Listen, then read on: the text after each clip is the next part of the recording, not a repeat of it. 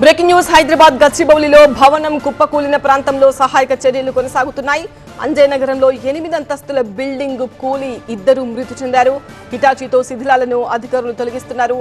శిథిలాల తొలగింపుకు 24 గంటలు సమయం పట్టే అవకాశం ఉంది. ప్రమాదానికి గురైన 5 ఫ్లాట్స్ కూలిపోతాయన్న ఆందోళన కూడా ఉంది. శిథిలాల తొలగింపు తర్వాత 5 ఫ్లాట్స్ కూల్చివేతపై నిర్ణయం తీసుకుంటారు. శిథిలాల కింద ఎవరైనా ఉన్నారా లేదన్న దానిపై ఇప్పుడే చెప్పలేము అంటున్నారు అధికారులు. శిథిలాలు పూర్తిగా తొలగిస్తేనే స్పష్టత వస్తుందని అంచనా వేస్తున్నారు.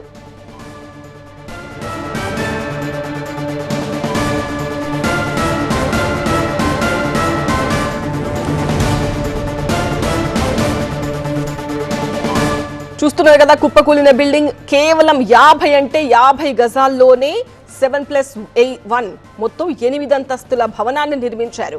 అది కూడా నిబంధనలకు తిలోదకాలు ఇచ్చి ఈ భవనాన్ని నిర్మించినట్టుగా తెలుస్తోంది. ఒకసారి టీవీ స్క్రీన్ పైన ఎక్స్క్లూజివ్ దృశ్యాలు చూడొచ్చు. ఎంత ఇరుకైన ప్రాంతంలో ఎంత పెద్ద బిల్డింగ్ నిర్మించారో తెలుస్తోంది. సాధిక్ అనే బిల్డర్ ఈ బిల్డింగ్ నిర్మించినట్టుగా తెలుస్తోంది.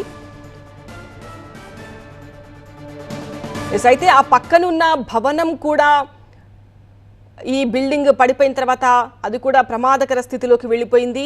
అది కూడా కాస్త పక్కకు ఒరిగినట్టుగా కూడా తెలుస్తోంది. అందులో నివసిస్తున్న 5 కుటుంబాలను కూడా ఇప్పటికే అధికారులు ఆ బిల్డింగ్లో నుంచి అయితే ఖాళీ చేయించారు.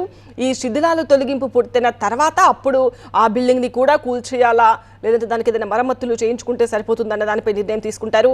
ఇప్పటివరకైతే భవనం కూలిన ఘటనలో 2 కార్మికులు చనిపోయారు.